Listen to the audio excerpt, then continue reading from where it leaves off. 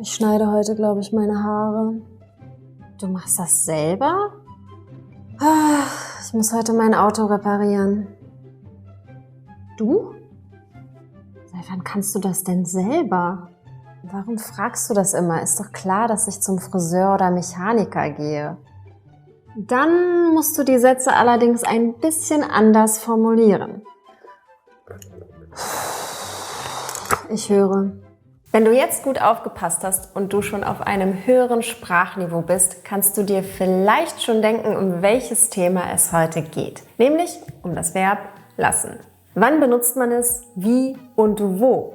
Was ist die grammatikalische Erklärung dahinter und welche Redensarten mit lassen gibt es eigentlich? Das alles erkläre ich dir jetzt in diesem Video. Also, legen wir los.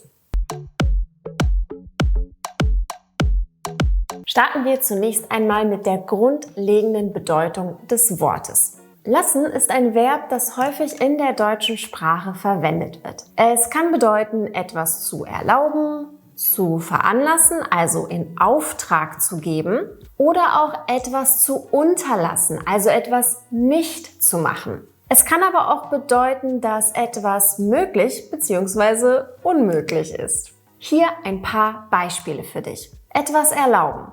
Meine Eltern lassen mich am Wochenende ihr Auto fahren. Meine Eltern erlauben mir am Wochenende ihr Auto zu fahren. Der Lehrer lässt uns unsere Handys während der Pause benutzen. Der Lehrer erlaubt uns, unsere Handys während der Pause zu benutzen. Etwas veranlassen, also jemanden bitten, dass er etwas für dich macht. Ich lasse meine Haare beim Friseur schneiden.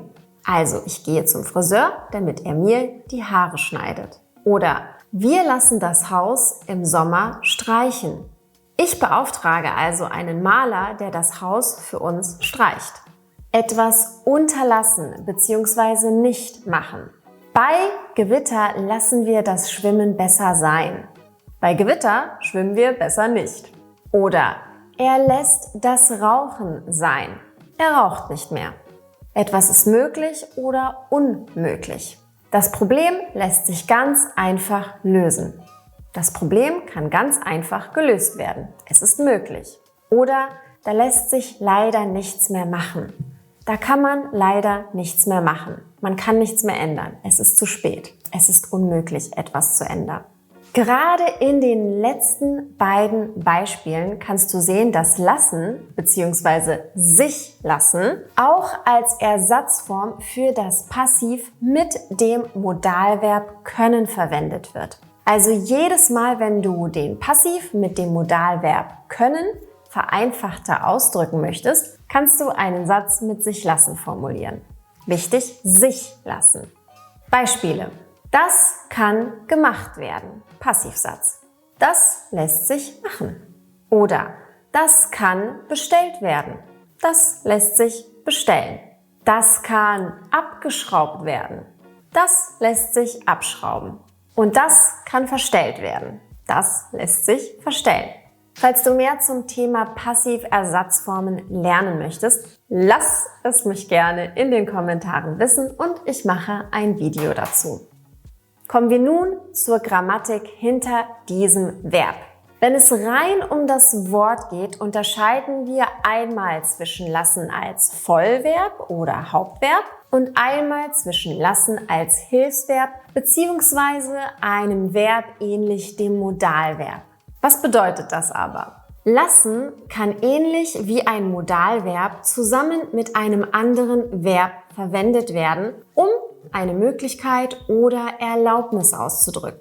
Dabei steht lassen im Hauptsatz immer auf Position 2, also wie ein Hilfs- oder auch Modalverb. Und das Vollverb im Infinitiv steht dann am Ende des Satzes oder des Satzteiles. Ich gebe dir ein Beispiel. Ich lasse meine Schwester das Auto benutzen. Das heißt also, ich erlaube meiner Schwester, das Auto zu benutzen. Oder sie lässt ihre Kinder selbst entscheiden. Bedeutet, sie erlaubt ihren Kindern, dass sie selbst entscheiden. Bilden wir Nebensätze, stehen beide Verben am Ende des Satzes, wobei lassen konjugiert als allerletztes kommt. Beispiel: Sie sagt, dass sie die Kinder selbst entscheiden lässt. Wenn wir eine Frage formulieren, dann wiederum steht lassen am Anfang des Satzes. Beispiel: Lässt du deine Kinder selbst entscheiden? Und wenn wir eine Aufforderung ausdrücken, also den Imperativ benutzen, steht lassen ebenfalls am Satzanfang. Beispiel: Lass deine Kinder doch selbst entscheiden. Es gibt auch noch eine Besonderheit, auf die du ebenfalls achten solltest. Manchmal wird auch das Vollverb in einem normalen Hauptsatz am Ende weggelassen, weil sich die Bedeutung von selbst erklärt und eine genauere Umschreibung mit einem anderen Verb einfach nicht mehr notwendig ist. Vor allem, wenn es um die Bedeutung geht, dass man etwas nicht mitnimmt. So zum Beispiel in diesen Sätzen: Ich lasse den Regenschirm zu Hause liegen. Also ich nehme den Regenschirm nicht mit. Oder ich lasse die Brille im Auto liegen. Ich nehme die Brille nicht mit. Man könnte, wie gesagt, also hier das letzte Verb weglassen und dann einfach sagen: Ich lasse den Regenschirm zu Hause. Oder ich lasse die Brille im Auto.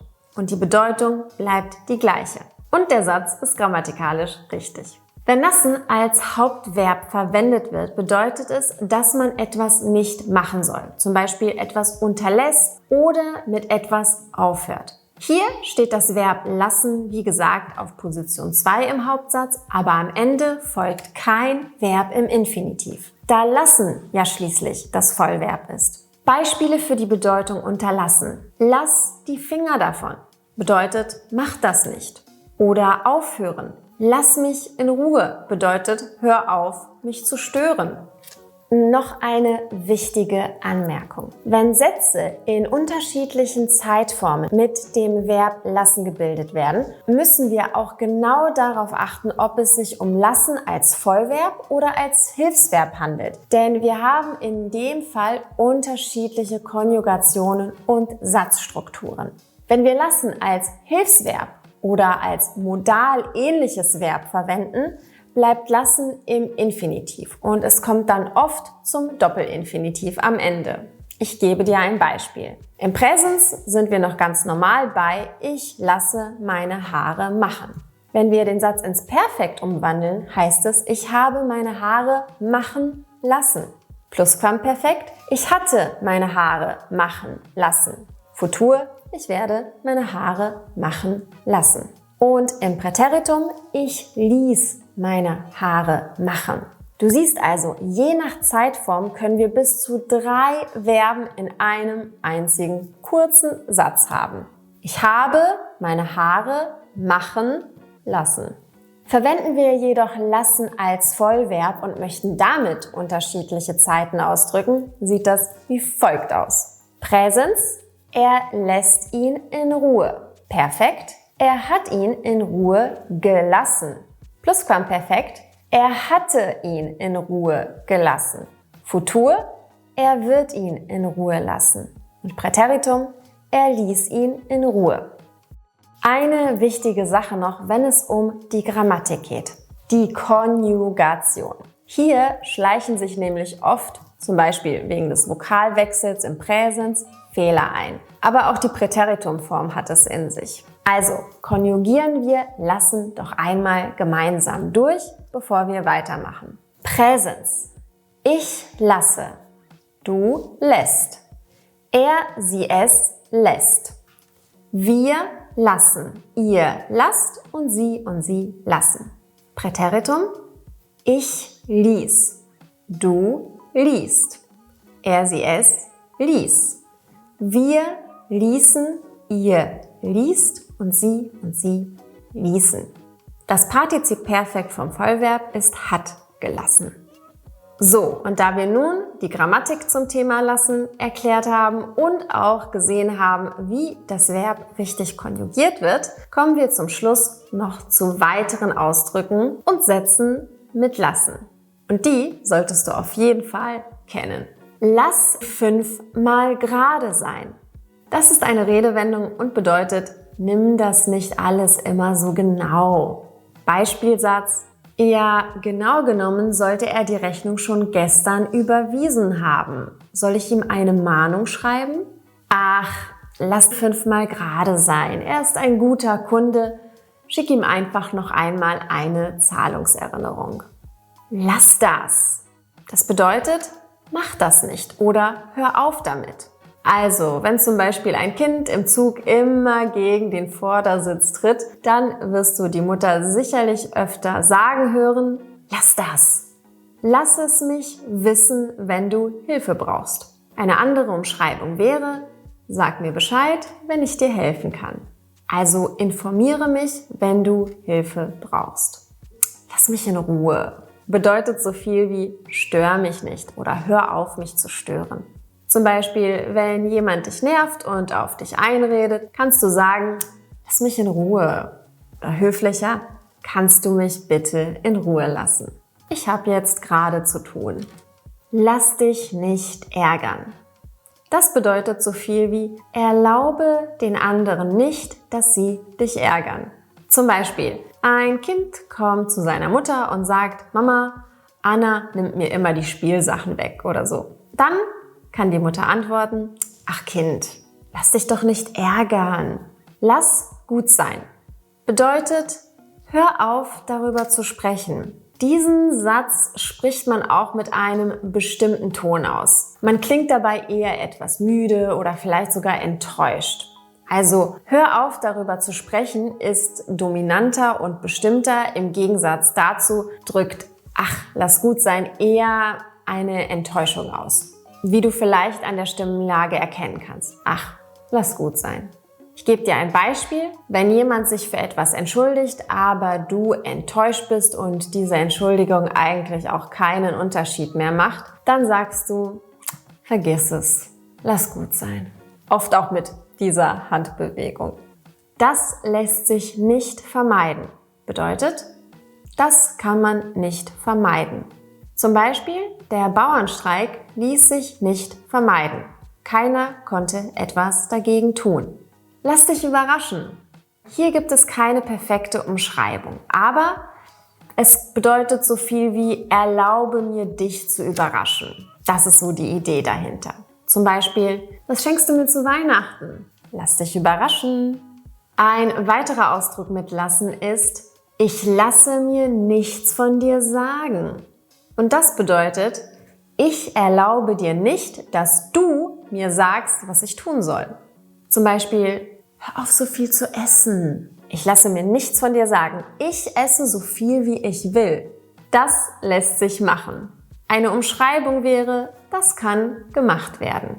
Zum Beispiel, könnten Sie mir die Rechnung für die Autoreparatur zuschicken? Sicher, das lässt sich machen. Eine häufig verwendete Redewendung, wenn wir jemandem sagen möchten, dass er oder sie etwas nicht machen soll, ist, lass die Finger davon. Es kann aber auch heißen, fass das nicht an. Zum Beispiel, die Herdplatte ist heiß, lass die Finger davon, sonst verbrennst du dich. Oder, das ist keine seriöse E-Mail, ich würde nicht antworten, lass besser die Finger davon. Eine weitere Redewendung ist, die Seele baumeln lassen, was so viel bedeutet wie sich entspannen, sich erholen.